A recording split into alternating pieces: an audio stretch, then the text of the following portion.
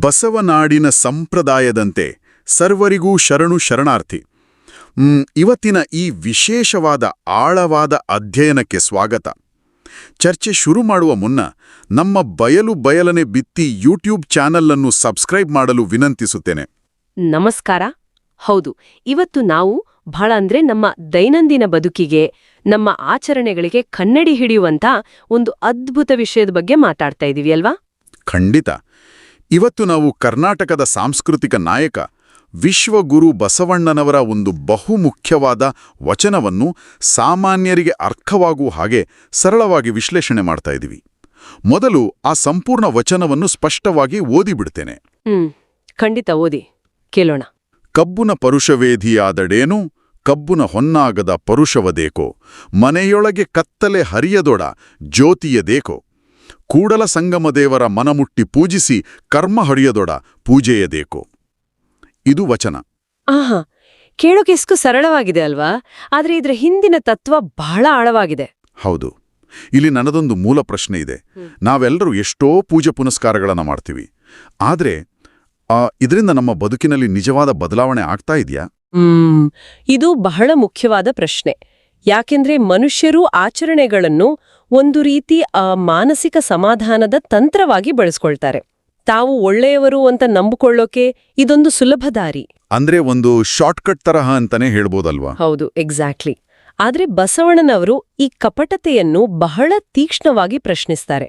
ನೋಡಿ, ವಚನದ ಮೊದಲ 2 ಸಾಲುಗಳಲ್ಲಿ ಪರುಷಮಣಿಯ ಬಗ್ಗೆ ಹೇಳ್ತಾರೆ. ಪರುಷಮಣಿಯ ಸ್ಪರ್ಶದಿಂದ ಕಬ್ಬಿಣ ಚಿನ್ನ ಆಗ್ಬೇಕು. ಹೌದು, ಅದು ಪ್ರತೀತಿ. ಹಾಗಾಗದಿದ್ರೆ ಆ ಪರುಷಮಣಿಗೆ ಬೆಲೆ ಎಲ್ಲಿದೆ? ಅದು ಬರೀ ಕಲ್ಲು ತಾನೇ. ಅಂದ್ರೆ ಒಂದು ಉನ್ನತವಾದ ವಿಚಾರದ ಸಂಪರ್ಕಕ್ಕೆ ಬಂದಾಗ ನಮ್ಮಲ್ಲಿ ಮೂಲಭೂತ ಬದಲಾವಣೆ ಆಗಲೇಬೇಕು. ಖಂಡಿತ.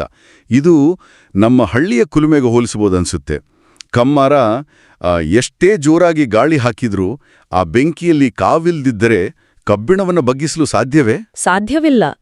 ಕಾವಿಲ್ಲದ ಬೆಂಕಿಯಿಂದ ಬರೀ ಹೊಗೆ ಬರುತ್ತಷ್ಟೇ. ಅದೇ ತಾನೆ. ಆ ಬೆಂಕಿಯಿಂದ ಏನ್ ಪ್ರಯೋಜನ?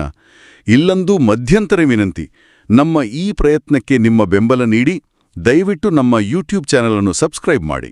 ಹೌದು, ನಿಮ್ಮ ಬೆಂಬಲ ಮುಖ್ಯ. ಈಗ ವಚನದ ಮುಂದಿನ ಸಾಲಿಗೆ ಬರೋಣ. ಮನೆಯೊಳಗೆ ದೀಪ ಹಚ್ಚಿಟ್ಟ ಮೇಲೂ ಕತ್ತಲೆ ಹಾಗೇ ಇದ್ರೆ ಆ ದೀಪಕ್ಕೆ ಅರ್ಥವೇಮಿದೆ ಅಂತ ಕೇಳ್ತಾರೆ ಬಸವಣ್ಣ. ಹೌದು. ಇದಕ್ಕೆ ಹಳ್ಳಿಯ ಕಡೆ ಒಂದು ಗ್ರಾಮೀಣ ಉದಾಹರಣೆ ಕೊಡ್ತಾರೆ. ಕತ್ತಲಲ್ಲಿರುವ ಹಸುವಿನ ಕೊಟ್ಟಿಗೆಗೆ ಒಂದು ಚಿಮಣಿ ಎಣ್ಣೆ ದೀಪ ತೆಗೆದುಕೊಂಡು ಹೋದಾಗ ಆ ದೀಪದ ಬೆಳಕನಲ್ಲಿ ನಮ್ಮ ಹಸುವು ಎಲ್ಲಿದೆ ಅಂತಾನೆ ಕಾಣಿಸ್ದಿದ್ರೆ ಆ ದೀಪ ಹಿಡಿದುಕೊಂಡು ಏನ್ ಲಾಭ? ಹೌದು ಹೌದು, ಸುಮ್ಮನೆ ಎಣ್ಣೆ ಖರ್ಚು, ಕೈ ಸುಟ್ಕೊಂಡಿದ್ದು ಮಾತ್ರ ಮಿಕ್ಕುತ್ತೆ. ಅದೇ ರೀತಿ ದೀಪದ ಏಕೈಕ ಉದ್ದೇಶ ಕತ್ತಲೆಯನ್ನು ಓಡಿಸುವುದು. ಅಂದ್ರೆ ನಮ್ಮೊಳಗಿನ ಅಜ್ಞಾನ ಅನ್ನೋ ಕತ್ಲೆ ಅಲ್ವಾ? ಸರಿಯಾಗಿ ಹೇಳಿದ್ರಿ. ಇನ್ನು ಕೊನೆಯ ಸಾಲುಗಳು, ಕೂಡಲ ಸಂಗಮ ದೇವರನ್ನು ಮನಸಾರೆ ಪೂಜಿಸಿದರೂ ನಮ್ಮೊಳಗಿನ ಕರ್ಮ ನಾಶವಾಗದಿದ್ದರೆ ಆ ಪೂಜೆಯಿಂದ ಯಾವ ಪುಣ್ಯವೂ ಇಲ್ಲ ಅಂತಾರೆ. ಇಲ್ಲಿ ಕರ್ಮ ಅಂದ್ರೆ ಕೇವಲ ಪಾಪ ಪುಣ್ಯಗಳ ಲೆಕ್ಕಾಚಾರ ಅಲ್ಲ ತಾನೆ. ನಮ್ಮೊಳಗಿನ ದ್ವೇಷ, ಅಹಂಕಾರ ಇರಬೇಕು. ಯಾಕಂದ್ರೆ ದೇವಸ್ಥಾನಕ್ಕೆ ಹೋಗಿ ಭಕ್ತಿಯಿಂದ ಕೈ ಮುಗಿದು ಬಂದು ಮನೆಗೆ ಬಂದ ಕೂಡಲೇ ಪಕ್ಕದ ಮನೆಯವ್ರ ಜೊತೆ ಗದ್ದೆಯ ಬದುವಿನ ವಿಚಾರಕ್ಕೆ ಜಗಳವಾಡಿದ್ರೆ ಆ ಪೂಜೆ ಕೇವಲ ನಾಟಕ ಆಗುತ್ತೆ. ಎಕ್ಸಾಕ್ಟ್ಲಿ. ಆಚರಣೆ ಮಾಡೋದು ಸುಲಭ, ಆದರೆ ನಮ್ಮನ್ನು ನಾವು ತಿದ್ದುಕೊಳ್ಳೋದು ಕಷ್ಟ. ಬಾಹ್ಯವಾದ ಪೂಜೆ ನಮಗೆ ಸಮಾಜದಲ್ಲಿ ಒಂದು ಒಳ್ಳೆಯ ವ್ಯಕ್ತಿ ಅನ್ನೋ ಮುಖವಾಡ ಕೊಡುತ್ತೆ. ನಿಜ.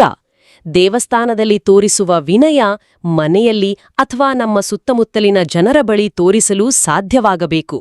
ಇಲ್ಲ ಅಂದ್ರೆ ಆ ಪೂಜೆಗೆ ಯಾವ ಅರ್ಥನೂ ಇಲ್ಲ. ಖಂಡಿತ.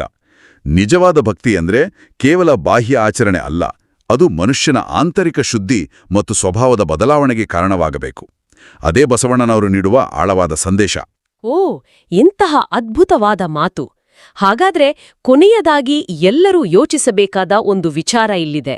ಪ್ರತಿದಿನ ಮಾಡುವ ಧಾರ್ಮಿಕ ಆಚರಣೆಗಳು ನಮ್ಮನ್ನು ನಿಜವಾಗಿಯೂ ಉತ್ತಮ ಮನುಷ್ಯರನ್ನಾಗಿ ಮಾಡ್ತಿವೆಯಾ?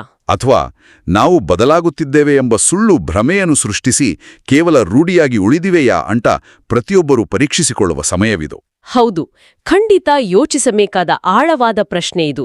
ಈ ಅದ್ಭುತವಾದ ಚರ್ಚೆಗೆ ಅವಕಾಶ ಮಾಡಿಕೊಟ್ಟಿದ್ದಕ್ಕಾಗಿ ಹಾಗೂ ನಮಗೆ ನಿರಂತರ ಮಾರ್ಗದರ್ಶನ ಮಾಡುತ್ತಿರುವ ಕಾಯಕ ಫೌಂಡೇಶನ್ ಹಿರೇಬಾಗೇವಾಡಿ ಸಂಸ್ಥೆಗೆ ವಿಶೇಷ ಧನ್ಯವಾದಗಳು. ಎಲ್ಲರಿಗೂ ಶರಣಾರ್ಥಿ.